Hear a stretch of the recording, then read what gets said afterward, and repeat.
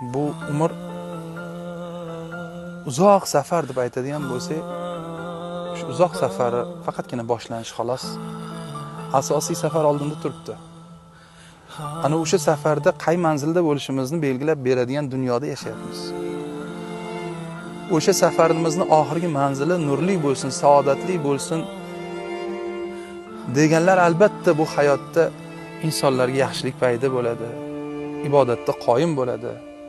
Zikr va tasbihlarda bo'ladi. Alhamdulillah, Allohning karami keng. Uni marhamati cheksiz, u mehribon zot. Uni rahmati g'azabidan ustun.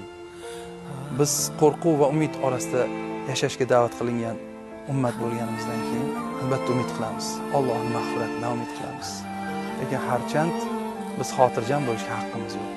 To ikki oyog'ingiz bilan jannatga kirmas ekansiz, xotirjamlik bizga yarashmaydi.